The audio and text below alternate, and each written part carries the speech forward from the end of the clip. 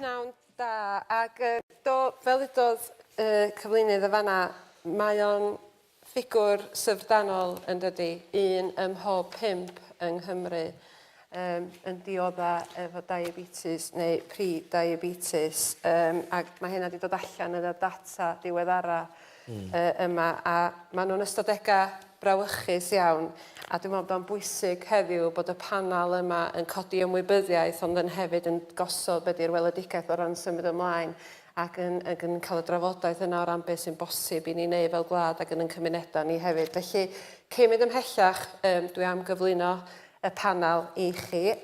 Wrth yn ochr i fama, mae Dr Graham Thomas, sydd yn feddyg teulu, ne Dimbych, ac hefyd efo diddordeb yn y maes y galon, ac hefyd yn feddyg sydd yn arwain ar y cardiovascular drwy Gymru yn dydach, felly croeso cynnas i chi. Wrth i ochr o fanna, mae gennym ni Matthew Norman, sydd yn ddirprwy gyfarwyddwr Diabetes UK yng Nghymru. Diolch i chi am ymuno efo ni, ac ar y pen draw yn fanna. Dwi wedi gosod mabon ar y pen draw fanna fel bod fi'n wedi sbio yn flin arno fo, os yw ddim stopio siarad. Mae mabon, fel da ni gyd, yn gwybod a chyfrifoldeb iechyd i grŵp Plaid Cymru yn y Senedd. Felly, croeso cynnas i chi. Dwi am ofyn i chi gychwyn, jyst i roi chydig o eiri ar y cychwyn yn fama, amdan pan bod gennych chi ddiddordeb yn y maes ac yn y blaen, ac i wneud yn siŵr codi ymwybyddiaeth o'r hyn da chi eisiau gyflwyno. Mi fyddan ni'n mynd drwy cwestiynau, a mi fydda'n rhoi cyfle i chi gloi hefyd os da chi'n meddwl fydd yna rhywbeth fyddwch chi ddim wedi cael cyffwrdd yn ystod o drafodaeth. Felly, na i gychwyn efo chi, Graham. Diolch yn fawr, prynhawn da. Dwi'n gwisgo het meddyg teulu te, ond gobeithio rhywun gyda diddordeb fwy eang hefyd. Mae clefyd siwgr, diabetes mor bwysig, ond pobl sy'n byw gyda cyflwr yn gwybod bod gynnyn nhw siawns hanner a hanner ohonyn nhw'n mynd i farw neu ddioddau o clefyd y galon yn ystod ei cyflwr. A dyn ni'n gwybod fel gwasanaeth iechyd bod ni wedi bron cyrraedd pen draw o'r hyn sy'n bosib fel gofal iechyd, meddygon teulu ar ysbytai. Dyn ni'n teimlo bod y system a'r capacity yn llawn. Felly mae'n amserol iawn i edrych ar beth sy'n arwain at hyn oll, sut fedrwn ni troi'r cloc yn ôl neu camu yn ôl hyd y llwybr. Mae pob gwlad yn y byd, mwyn lai, lle mae yna data yn mynd yn fwy dew. Dyn ni'n trymhau, mae bywyd yn brafiach mewn ffordd arno ni gyd. Dyn ni'n gorfod gweithio llai yn gorfforol. Mae bwydydd yn rhyfeddol iawn yn haws i gael hyd iddyn nhw.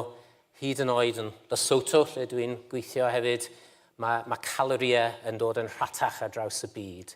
Felly, dyn ni gyd yn mynd yn drymach, a mae ni gyda oblygiadau mawr iechyd.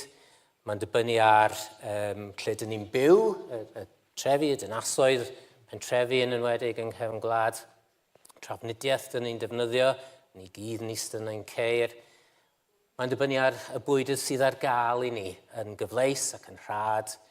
A faint ni'n credu bod eisiau ymarfer corff, faint o gyfle sydd i wneud yn patrwm diwrnod arferol. Mae'n ymwneud yn bioleg, dyn ni'n dall bod ni'n etifeddu gynnynau sydd yn siapio ni i raddau, ond mae gynnyn ni'r un gynnynau o hyd, a pan oedd neu'n cyndeidiau'n crwydro coedwigoedd Cymru neu De Ffrainc efallai yn bita cnau a pigo ar bethau. Felly, dyn ni angen rhywsut darganfod dyfodol lle dyn ni'n gallu byw yn fwy iach a bod hynny'n peth naturiol i wneud. Diolch, Graham. A dwi'n fawr obeithio fydd y drafodaeth yma yn eich ysgogi da i feddwl am hynny hefyd. Matthew, ymlaen i chdi, bydd i roi rhyw bwt o gyflwyniad i ni. Diolch. A pnawn da. So, y ffigwr di 1 mewn 5, a mae hynna'n ffigwr cweith trwm i Cymru. So, dyn ni'n gwybod bod 266,000 yn byw gyda diabetes, math 1 a math 2. Mae 90% ydy math 2. Ac o math 2, mae 80% yn gallu atal efo byw diabetes. Mae ffigwr eraill, 270 yn byw gyda pre-diabetes, so pobl mewn risg. So, mae lefel siwgr nhw'n uchel, ddim digon uchel bod yn poenus, ond mae'n cychwyn cynyddu, ac felly dechrau mewn risg wedyn o cael math 2 diabetes. Ac wedyn ben hyn yn meddwl bod y te 60,000 o bobl yn byw gyda math 2 diabetes, ond ddim yn gwybod. So, yn canlynol, te 555,000 o bobl yng Nghymru yn byw gyda diabetes math 1, math 2 neu pre-diabetes. Mae'n yn cychwyn cynyddu pob blwyddyn, ac da ni wedi gweld dros 20 mlwyddyn dwytha, fel nath Gwyn mae'r ddangos drwy'r cychwyn y sgwrs, mae bod ni'n newid, felly mae nifer o pobl sy'n byw gyda cledd yn cynyddu. Ac da ni'n trio cael y sgwrs yma i cychwyn meddwl sut gallu ni atal hyn. Newid meddyliau ni o gwmpas bwyd. Newid meddyliau ni o gwmpas be mae byw gyda diabetes. Weithiau pan mae bobl yn cael y diagnosis am y tro cyntaf, mae'n dod, gyda dipyn bach o diabetes. Just newid pethau tipyn bach, gai cacan llai, neu na just newid pethau bach fel hyn. Ond na, mae o'n cledd cweit poenus, achos os da chi'n mynd i marw o diabetes, mae'n ffodus yn marwolaeth cweit araf efo maes ddau. Ac os da chi ddim yn edrych ar ôl eich diabetes neu trino, newch chi colli llygad chi, newch chi colli troed chi, newch chi cychwyn diolfen o'n ffodus mewn ffordd o byw chi, neu hynny'n newid. Ac mae wedyn yn cael knock-on effect wedyn efo pob dim eraill. So, deud bod chi'n cael methanotherapy sydd wedyn deud bod chi'n colli llygad chi, a chi wedyn cael help i byw. Os oedd yn hanci, neu pobl yn helpu chi'n gofal yn tŷ. So mae pwysau wedyn ar y gig yn cynyddu. Ac beth ein tre cael gyda'r sgwrs yma ydy tre newid meddyliau o gwmpas faint o pwysig ydy i byw yn iach, ac y pam haen ni osgoi diabetes yn lle gyntaf, enwedig math 2. Ac beth sy'n pwyni fi am y tro cyntaf, yn y rhai ysbyty yn De Cymru, da ni'n gweld bod mwy o plant yn cael eu trif yn math 2 diabetes na math 1, a hwn am y tro cyntaf. Da ni'n gwybod mae tua 100 o blant yn y byd yn math 2, ond mae'n mwy na hyn mae'n sicr. Ac bydd bywyd nhw wedi newid yn hollol gwahanol achos ac yn byw o diabetes mor gynnar yn bywyd nhw. Da ni ddim yn gwybod beth ydy cymlethu hynna. Ac da ni'n cweith ofnus am y newid sy'n digwydd. Diolch fawr iawn i chdi. Just yn fras i chdi fy map yna. Ie, yn y byd busnes, a busnes rhyngwladol, mae pobl yn cyfeirio at Black Swan event a Grey Rhino event. Black Swan event ydy digwyddiad sydd yn anghyffredin, di rhywun ddim yn gallu paratoi ar ei gyfer o, a mae'n dod fel sioc. Grey Rhino event ydy digwyddiad lle, os allwch chi ddychmygu fod yna rhinoceros mowr llwyd yn rhedeg lawr y ffordd tuag atoch chi. Chi'n gweld y bwystfil yma'n dod tuag atoch chi, mae'n anferth o beth, a beth ydych chi'n mynd i wneud? Dych chi'n sefyll yn ganol y ffordd a'r horwth o beth yn dod tuag atoch chi, wel, dych chi'n mynd i symud allan o'r ffordd os dych chi'n gweld anghefil yn dod. Mae'r diabetes, clefyd y siwgr, yn rhinoceros llwyd. Mae'n dod lawr y ffordd tuag ato ni. Ni'n gwybod amdano fo. Ni'n gwybod bod o'n mynd i gostio, bod yn barod yn costio rhyw biliwn o bunnoedd i'r gwasanaeth iechyd. Ni'n gwybod bod yn effeithio ar les ag ansawdd bywyd pobl heddiw, ac yn golygu bod pobl yn byw efo ansawdd bywyd gwael o ganlyniad iddo fo, a ni'n gwybod bod o'n mynd i gynyddu. Ni'n gwybod bod o'n mynd i gostio fwy i'r gwasanaeth iechyd. Felly, y cwestiwn i ni, gwneithurwyr polisi, pobl yn y maes gwleidyddol di, ydyn ni'n mynd i adael i'r horwth anghenfil yma redeg tuag ato ni a bod ni ddim yn symud allan y ffordd, neu ydyn ni'n mynd i wneud rhywbeth amdano fo. Ac hyd yma, dwi'n gweld bod yna ddigon o gamed i cael ei gymryd oherwydd bod ni'n gwybod mae'r rhybuddion wedi cael ei ddweud. Ni'n gwybod bod hyn yn digwydd. Felly, mae'n rhaid i ni baratoi ar ei gyfer o. Dyna gobeithio di cychwyn y drafodaeth yma, dyna fyddwn ni'n gwneud mewn llywodraeth wrth gwrs, dyna di'r galwad arna ni heddiw, dwi'n cymryd. Ie, diolch i chdi Mabon. Dwi'n meddwl bod yna ddywediad does, knowledge is king, dydy, a dwi'n meddwl beth sy'n bwysig, a dwi am gychwyn y fanna, ella yn y lle mwyaf sylfaenol. I bawb yn cymdeithas, be ydy'r arwyddion cyntaf o diabetes? Be ddylia unigolion gymryd o ddifri? Achos mae yna lot does mynd heb i ddiagnosio'n fuan. Felly dwi'n troi at chi, na i ddim troi at chi Mabon am hynny. Dwi'n troi at chi yma am be ddylia ni fod yn cadw golwg ar? Wel, y ddau beth mawr ydy hanes teulu personol. Os oes yna hanes teulu o diabetes, mae hynny'n arwydd mawr. Mae o'n rhinoceros llwyd fel petai. A'r ail beth ydy pwysau chi eich hun. Felly mae'n digon hawdd gyda fformula bach taldra yn erbyn eich pwysau a'ch body mass index, BMI, os dio dros 25, dych chi'n rhoi eich hun at fwy o risg. Felly, o ran symptomau, wel, mae'n un o'r trafferthion yw weithiau i rai bobl does ddim symptomau. Ond y rai clasurol ydy yfed mwy o dŵr, eisiau dŵr, syched, pasio mwy o ddŵr, pisio mwy, blinder, a cael infections yn haws. Ond dyn nhw ddim yn benodol iawn, maen nhw'n non-specific. Felly, y dair yn os mawr yw'r hanes teulu a'ch pwysau eich hun. Felly, ella nesa yn troi at Diabetes UK Cymru yma, ydy'r Llywodraeth medru hysbysu'r cyhoedd ar hynny? Oes na ddigon o waith yn mynd allan yna yn gwneud yn siŵr bod yna negeseuon yn cael ei rannu o beryglon diabetes a be ddylia rhywun wneud neu sylwi amdan I iechyd ei hunan? Amser, ateb cwyd gwyn, na, does dim digon yn cael ei wneud. Efo symptoma, da ni'n gwneud campaigns yn Diabetes UK, so y 4T ydy peth haws, so thirsty, tired, thinner toilets ydy y campaign da ni'n hedag. Wrth gwrs, mae hynny'n efo math 1 a math 2, wrth gwrs. Ac beth ni eisiau gweld, neu ha gweld ydy bod y sgwrs na'n cychwyn reit yn ysgol mewn ffordd, mae efo bwyd ywedig. Ac o gwmpas y beth da chi chodi fewn i'r corff chi, sut mae corff chi'n gweithio. Dwi'n meddwl bod pobl yn deall, dyn ywedig, mae yna mwy wan o gwmpas jabs, o gwrs, Ozempic jabs, a felly GLP-1 ydy'r term yddygaeth. Da ni'n creu GLP-1 yn hynny. Pan ti'n bita bwyd, ydych chi plas o fwyd o flaen chi, bys yn dweud bita y lleisiau gyntaf, wedyn dweud bwyta y cig, a wedyn dweud bwyta y carbohydrates. Bydd eich corff chi cychwyn fel hynna, newch chi llenwi yn gyfymach, a newch chi teimlo mwy llawn. Os ydych chi'n cael curry, mae yna mwy o siawn sydd gywch chi bach o sweet tooth ar diwedd, achos mae yna lot o siwgr yn y jars creu da chi'n prynu yn y siopa. Mae peth fel hyn, mae gen I gwybodaeth ar wefan Diabetes UK, ond dwi'n ddim yn dysgu hynny pobl, fees yn off. Ac y lle gyntaf, dylsyn ni dysgu ydy yn yr ysgol. Wedi pan ni'n gweld wan plant o math 2 am o tro cyntaf, mae yn poeni fi bod ddim yn siarad am bwyd. Ac hefyd pan ni'n edrych am bwyd a systema bwyd ni, da ni'n meddwl weit o cesa, sut am mynd i'r siops, beth sy'n mynd I prynu? Wel, mae'r holl system y siop wedi cael ei adeiladu I chi prynu pethau sydd yn hatach I nhw creu. Ac fel arfer, mae'n peth fel hynny ydy pethau wedi cael ei prosesu. Y siocled, y creision. Ac dweud bod chi plant a chi teulu, da chi'n mynd I fewn i'r siop, da chi'n campins, da chi'n gweld y boc-off deals o gwmpas chi, da chi'n mynd I prynu nhw. A mae hynny'n mynd i'n lleihau wedyn faint o pres, da chi'n mynd I gwario ar llesia, bethau iachach, ffaibr, bethau da chi angen I byw.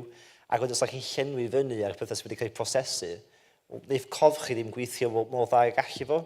So, da ni eisiau mwy o gwybodaeth o gwmpas pam, da ni'n newid pethau o gwmpas regulations, so wythnos nesaf, bydd yna dadl yn y Senedd o gwmpas regulations bod y llywodraeth dod I fewn, sut mae siopa yn gallu gwerthu beth fel y bog-off deals, beth sy'n eich meal deals chi, o gwrs, da mae'n bannu fo, nid eisiau newid beth da chi'n prynu nes o cinio.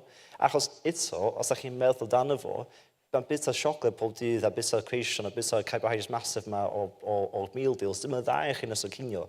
Bydd hyswm pa mae pobl yn teimlo bach mwy yn cysglyd ac yn bach mwy yn difas y diwedd dydd ydy be maen nhw'n bita. Ac da ni eisiau cael o sgwrsio yma o gwmpas, da chi'n gallu teimlo lot well os da chi'n bita'n well. Ac mae hynny'n gallu cefnogi dim just sut da chi'n bywyd, ond yn waithu, sut da chi'n prosesu pob dydd. Ac da ni angen cael gwybodaeth yna allan.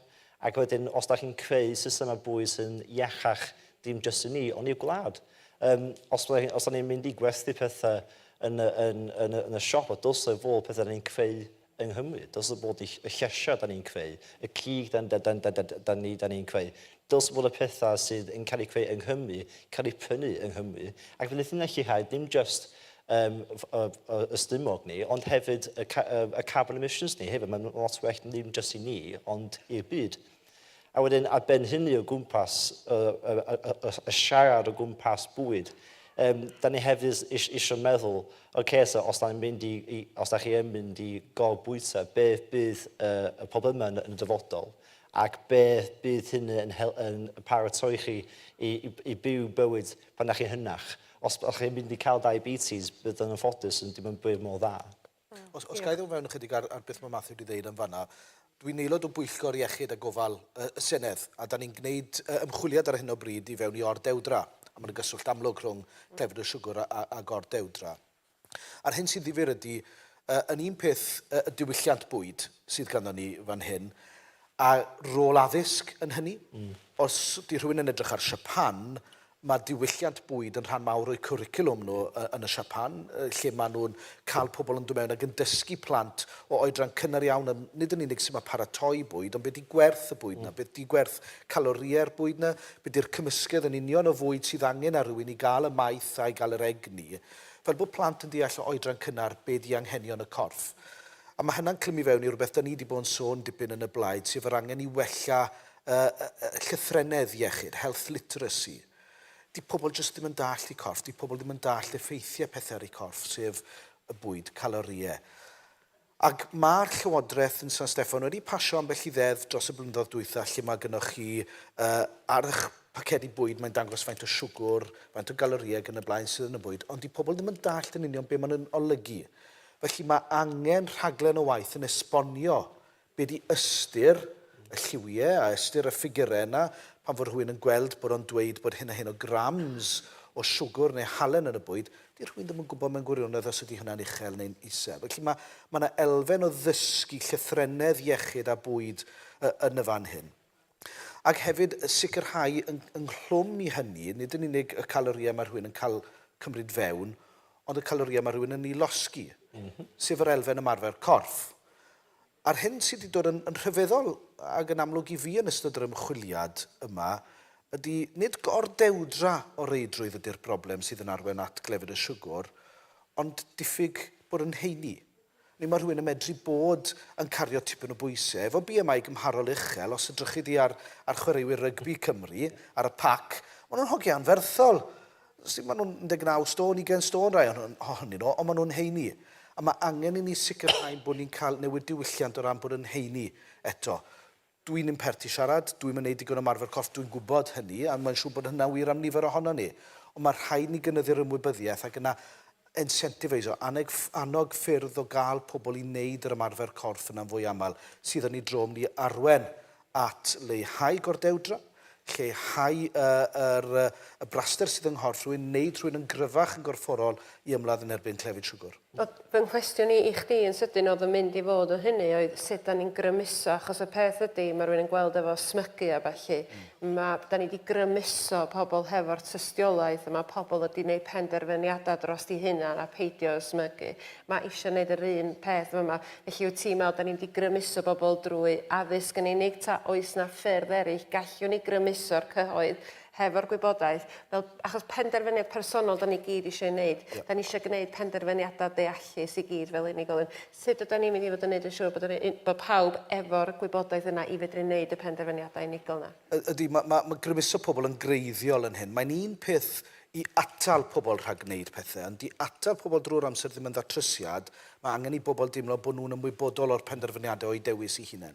Felly, mae'n rhaid defnyddio grym llywodraeth i annog, be mae'n rhywun yn alw'n nudge. Gwthio pobl i ryw benderfyniadau. Mae hynna'n golygu pan fod ti'n mynd mewn i archfarchnad, yn lle mae dy lyged di'n gweld, wrth bod ti'n mynd i'r archfarchnad i brynu bwyd, bod ti'n gweld bariau siocled, bod ti'n gweld y melysion, y creision yn y blaen, bod ni'n gosod yna'n gorfodi nhw i osod ffrwythau a llysiau a dewis amgen iach. Yn hytrach na bod pobl dim ond yn cael dewis i, fel oedd rhywun yn cyfeirio ddoi yn ei areth bod rhywun yn cael un bar o siocled ac un am ddim, bod ni'n dweud, wel, bod yna opsiwn arall, bod ffrwythau yn rhan o'r opsiwn hynna. Ffrwythau sydd wrach yn cael eu tyfu yng Nghymru, mi fysa hynna yn beth da, a mae rhaid ni, mae hwnna'n gwestiwn, mae llir yn mynd i ateb, yn ei dro.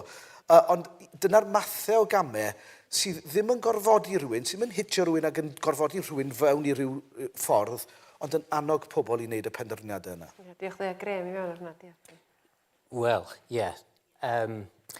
Annog wneud o'n haws, pawb o blaid, pethau felly, a dyna'r ffordd cywir o cychwyn y sgwrs, yn siŵr. Ond os ni'n edrych ar smygu, enghraifft, fel siampl, hyd fy ngyrfa, fel meddyg, dwi wedi bod yn awgrymu wrth bobl ella, sa'ch chi'n fwyach heb smygu ac yn y blaen. Ac mae pobl yn gwybod hyn, dydyn, a dyn ni yn gwybod bysa bod yn fwy iach a fwy ffit yn mewn theori yn peth da iawn. Ond be nath troi pethau rawn yn llwyr gyda cyfraddau smygu oedd dyfodiad vapes. Ac wrth gwrs fel meddygon oedd ni reit yn erbyn vapes i ddechrau, ond wrth gwrs mae wedi bron hyneru maent smocio yng Nghymru ac yn Prydain. Beth yw'r cyfateb gyda ymarfer corff, gyda pwysau gwaed uchel, gyda diet a bwydydd? Beth yw'r vape sydd yn mynd i wrthdroi a haneru y drwg? Ac os fedrwn ni ffindio'r y levers yno, byddwn ni gyda siawns, achos mae pob gwlad yn y byd yn dweud y pethau fel mae Mabon wedi sôn, ond dyn ni'n methu cyflawni. Ac mae yna gyfle fan hyn i Gymru i ddangos arweinyddiaeth go iawn. A bydd rhaid i pethau bod yn eitha radical, achos dyn ni'n gwybod lle mae'r llwybr llydan yn ein harwain. Mae'n llwybr hawdd a dyn ni'n mynd i pwyso mwy a gweld mwy o diabetes. Dyna'r trywydd dyn ni arni. Felly mae yn mynd i cymryd chydig o bethau, mwy nag un peth mae'n debyg, eitha radical i troi pethau rownd, achos dwi'n mynd digwydd yn unlle.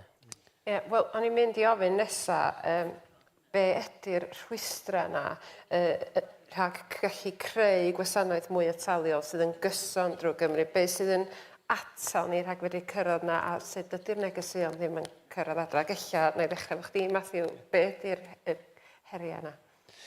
Wel, hynny bydd y gwasanaeth iechyd, da ni eisiau helpu pobl helpu'n hunan. As di iechyd dos Cymru, da ni wedi colli leisure centres ni, da ni wedi colli ffordd i pobl helpu i bod yn iach. Ac dwi'n meddwl bod mae'n rhaid ni cychwyn ail feddwl sydd bod ni edrych ar y system, dim jyst yn y iechyd, ond ti allan iechyd hefyd. So, mae gen ti Healthy Wales, Healthy Wales yng Nghymru. Yna ffôn gethyn, yna ffôn lansio y rhaglen, yna ffôn deud. Dylso Cymru cael y lefel ar obesity lawr erbyn 2030. Hwn fydd y gwlad gyntaf yn neud o. Da ni hanner ffordd drwy'n ewan. Dwi'n meddwl wneud yna digwydd erbyn 2030. Mae yna rhaglenni o gwmpas o gen i rhaglen atal diabetes yn enghraifft dros Cymru. Yn ffodus, dydy'r pres dim yna. Be sy'n dda i glwyd ydy, gwrs bod Matt wedi dweud bod Plaid Cymru mynd i rhoi budget lefel i fewn i prevention. A mae hynny'n step dda, mae hynny'n step yn y ffordd direction dda i Gymru. Ac hefyd os mae yna gweinidog, fel chi dweud, sydd canolbwyntio ar prevention, mae hynny hefyd yn dda, achos bydden nhw edrych dim just mewn materion dyd iechyd, ond efallai dros y gwlad i gyd, sydd yn gallu helpu pobl i helpu nhw hynny bod yn iachach. Ac hefyd cael pobl meddwl am corff mewn ffordd o pensiwn. So, da ni'n talu fewn y pensiwn i wneud siŵr bod ni edrych o hynny pan ein hun. Mae'n un peth o mafod corff a beth sy'n dda. Os ni'n edrych o corff i pan ifanc, pan sy'n hun, ti'n bod lot mwy iachach. A wedyn os ti'n mynd i fi tri, ond ti'n 70, gobeithio byddai'n gallu. Mae'r pensiwn dda, o gyfi corff ffa hefyd i mwynhau y dyriolau fi. So, rhaid ni cochi meddwl o'r hynna. Ond hefyd efo materion yn gwmpas deud bwyd ac edrych o'r hynna'n, mae pan ti yn byw gyda diabetes, mae pobl ddim yn gwybod bod yna gen nhw checks pob blwyddyn i gael, ac yna 8 checks dylsech chi gael pan ti'n byw efo diabetes. Yn anffodus, hynny bydd dim ond 30% o pobl sy'n byw efo diabetes math 1 a math 2 sy'n cael checks o pob blwyddyn, a mae hynny'n ofnadwy isel.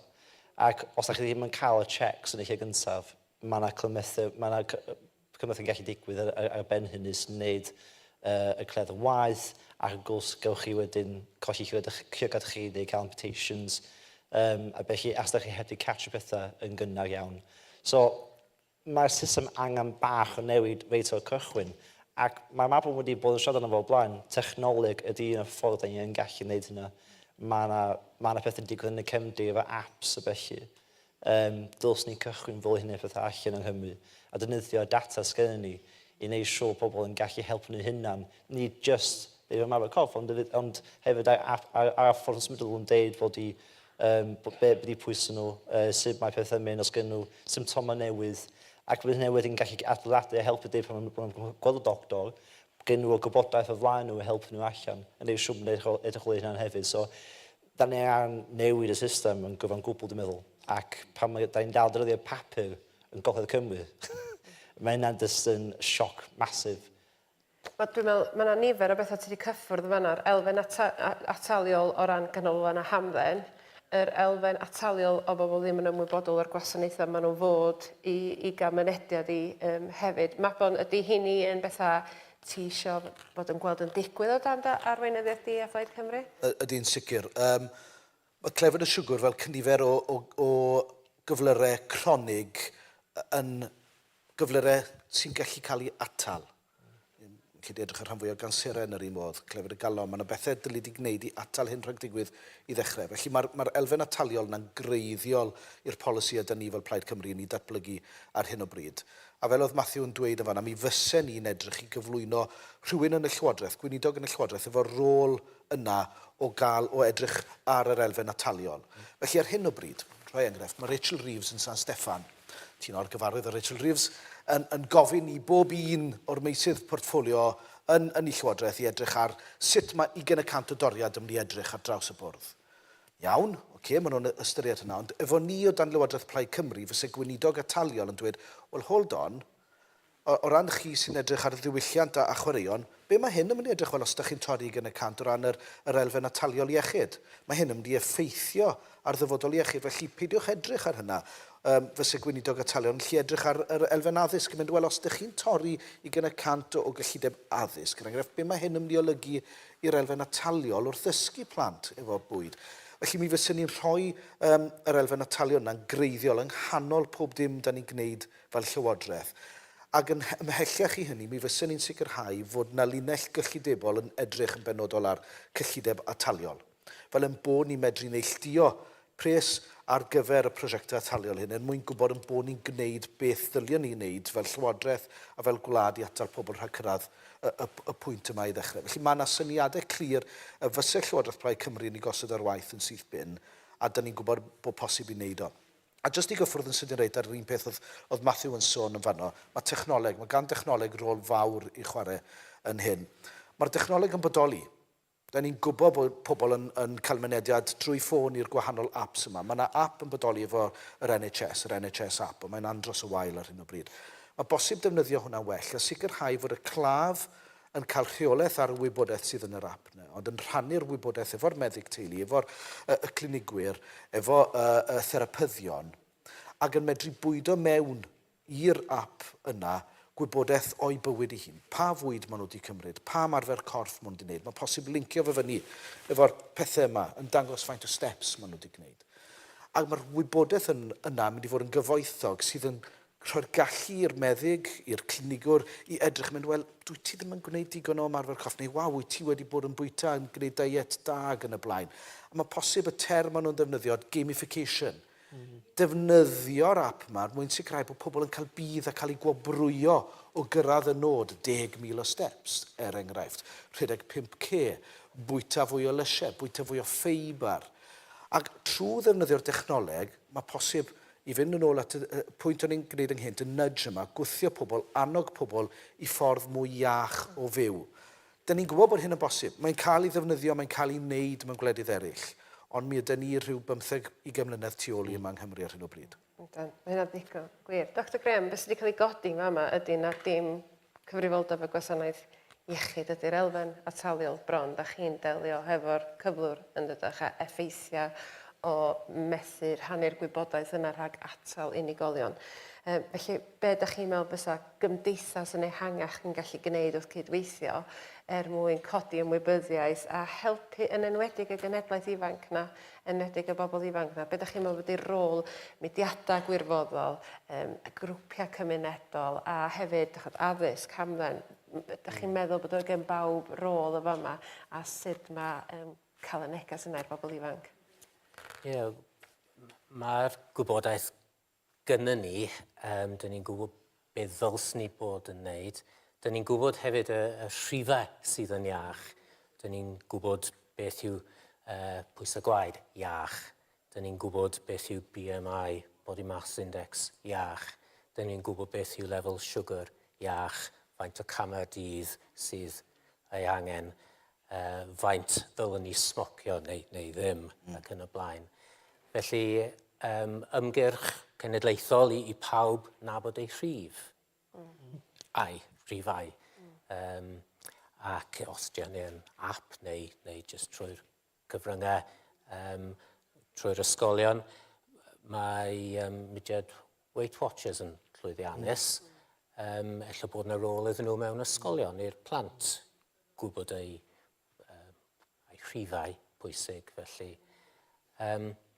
Ond hefyd, dwi am gofyn y cwestiwn am poblogaeth falle, mae'n lot o treth ar alcohol, lot o treth ar tobacco. Dyn ni ddim yn trethu bwydydd sydd yn, dyn ni'n gwybod sydd yn arwain pobl hyd llwybr afiechyd. Felly mae'n y rôl, dwi'n meddwl, i wleidyddion cymryd safbwynt ar sut yn ni'n trethu yn bwydydd, os dio ar lefel Cymru neu Prydain, neu ar lefel llawer mwy lleol, sut mae cynghorau yn defnyddio incwm i hybu bwydydd lleol, bwydydd i ysgolion. Felly, ie, fel pobl proffesiynol yn y byd iechyd, dyn ni mwy na lai wedi cyrraedd diwedd y hyn dyn ni'n gallu cyflawni gyda'r adnoddau sydd ar gael i ni. Dyn ni ddim yn rhagweld bydd y adnoddau yna'n cynyddu yn fuan.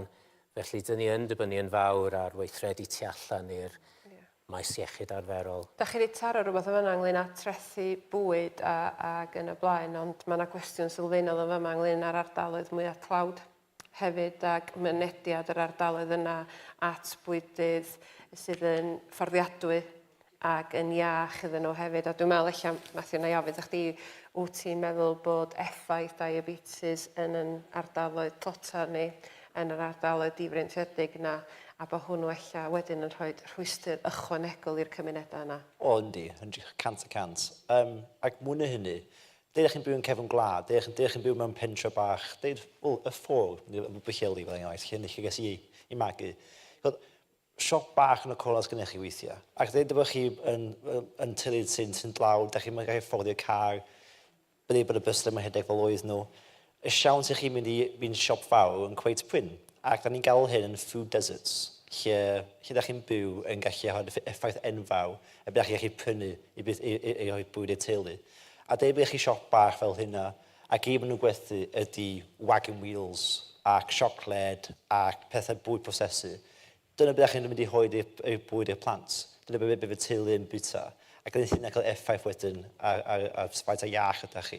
So rhaid ni edrych ar hynny hefyd, ac edrych ar sut mae pobl yn byw, be sgen nhw i outlook i helpu bwyd sy'n iach i nhw, lle mae'r siopa.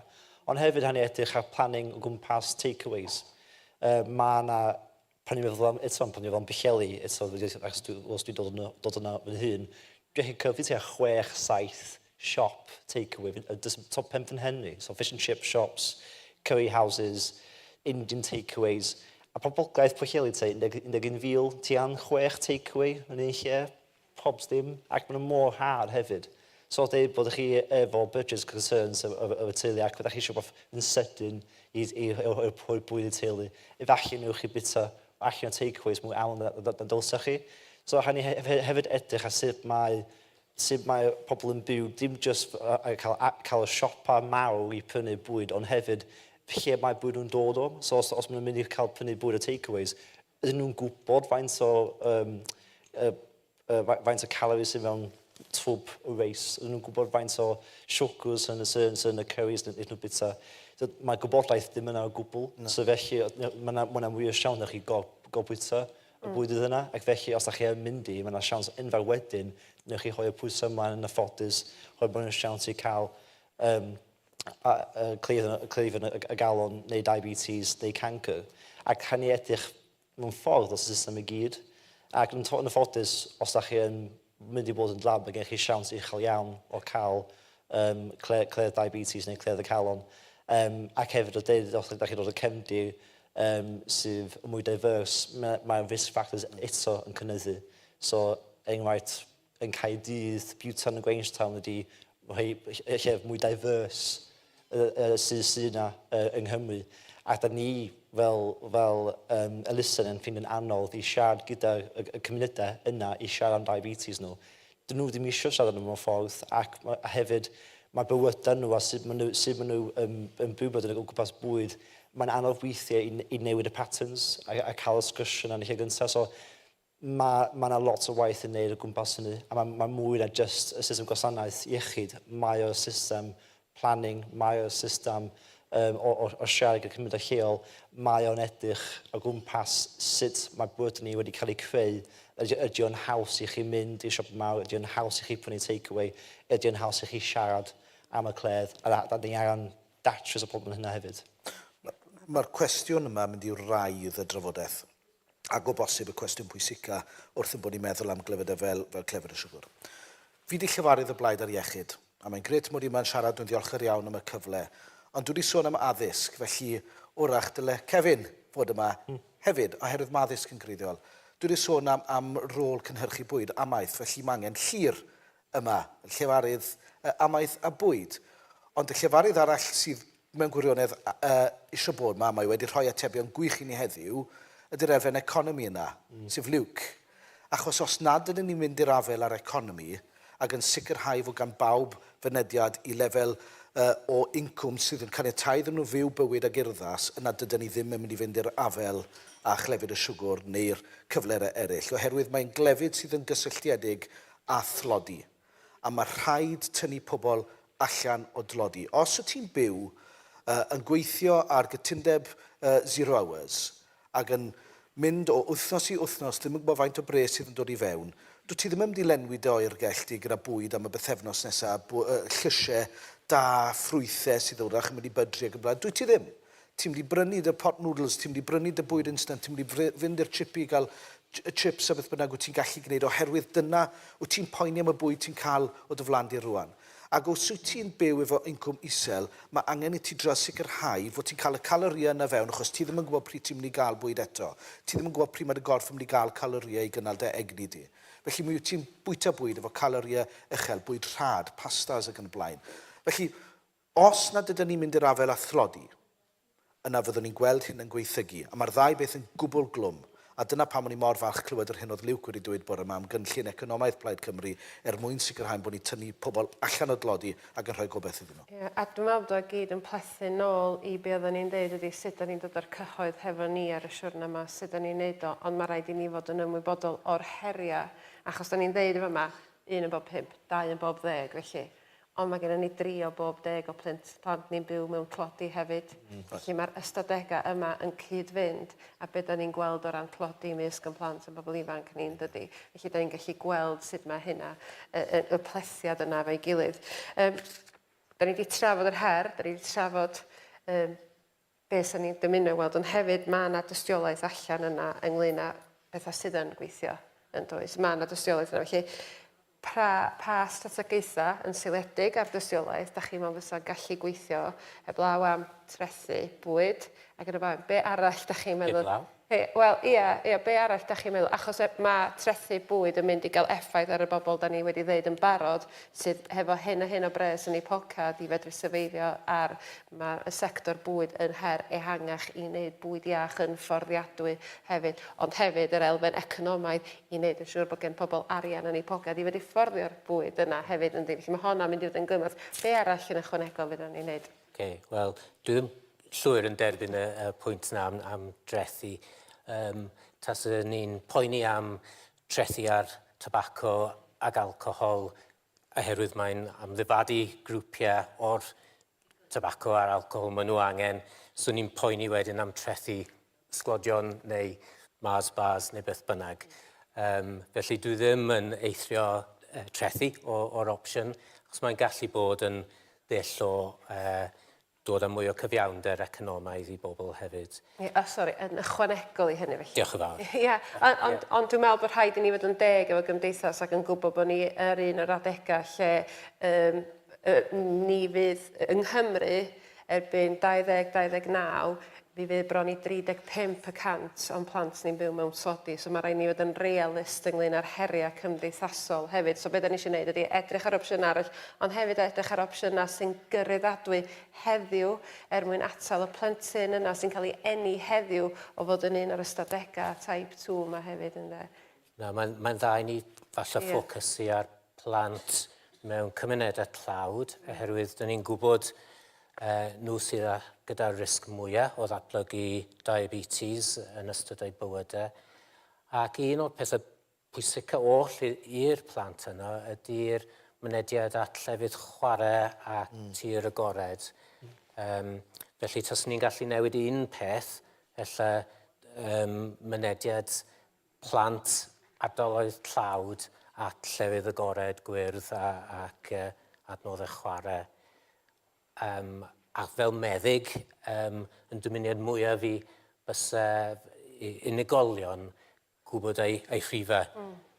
Pwysau gwaed, cholesterol, siwgr, pwysau corff, fel bod nhw yn gwybod yn iawn beth yw eu statws nhw a sut i cymryd y camau i wella sefyllfa personol.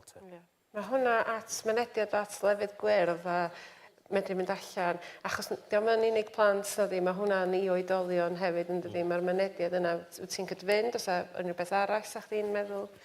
Wel, mae yna heglan ni yn barod o gwmpas fel rhaglen atal diabetes enghraifft. Dydy ddim yn pob man yng Nghymru, ond mae'r pres yna o Healthy Wales, Healthy Wales, 1 miliwn bunnoedd pob blwyddyn. Dim yn digon, ond mae yna hwnna'n cychwyn. Mae yna heglan ni eraill hefyd, gallwn ni gallu copio gen Lloegr a Alban, so mae yna heglan atal materion y calon yn enghraifft, lle maen nhw yn gweithredu i helpu pobl neu siŵr pan maen nhw mewn risk factor, maen nhw'n lleihau y siawns nhw'n cael y cledd calon neu cledd diabetes. Da ia mwy o heglenni yna. Da ia y siawns i pobl mynd at doctor nhw'n gweud, dwi'n poeni bod dwi yn risg y math diabetes, dwi'n poeni bod dwi'n mor iach a dwi'n gallu. Os yna rhywbeth sy'n gallu helpu fi i wneud siŵr bod dwi'n gallu byw yn iachach, a dwi'n meddwl da iawn mwy o hynna, da iawn mwy o haglenni sy'n gallu helpu pobl wneud y dewisiadau dda ac wedyn gallu byw bywyd iach. Mae Ozempic o gwmpas mae pawb yn cymryd o, dim pawb, mae lot o bobl yn cymryd Ozempic. Mae yna hysym o pam, dylsach chi ddim, a dylsach chi wedi. Dwi'n meddwl hwn di'r siawns mwyn i cael sgwrsio hefyd. Bydd pobl yn cymryd o, bydd yn unig yn nebeidio, os dylsyn yn nebeidio. So mae hwn yn siawns eto ni cael sgwrs yna pam ydych chi'n cymryd o. Os ydych chi'n mynd i cymryd o, byddech chi'n neud y helpu chi wneud newdiadau eraill. So os ydych chi'n mynd i colli mor gymaint o pwysau hynna, sut ydych chi'n mynd i cario ymlaen yn byw gyda pwysau isel, sut ydych chi'n mynd i newid, ydych chi'n mynd i bita o goffen Ozempic, sut ydych chi'n mynd i neud siŵr bod chi'n cael marfer corff pob wythnos. Hwn di'r siawns i cael y sgwrs yna. Os yn mynd i cymryd Ozempic, hwn di'r siawns fan i cychwyn y sgwrs yna, gwybod pobl a helpu nhw byw bywyd iach. Diolch am Apon. Ie, os gai adeiladu chydig ar hyn oedd Graham wedi ddweud ynghylch mynediad i lefydd gwyrdd o ran plant a phobl ifanc a pobl oedrannus. Ar ben hynny hefyd, mynediad at wasanaethau, at lefydd le mae rhywun yn gallu gwneud ymarfer corff efo'i cyfoedion. Ac os gai gyfeirio at un enghraifft ges i gyfarfod yn y Senedd o dardal Dillynos, a gwrach fyddi di eisiau rhoi shout-out iddyn nhw hefyd, Nifty 60s.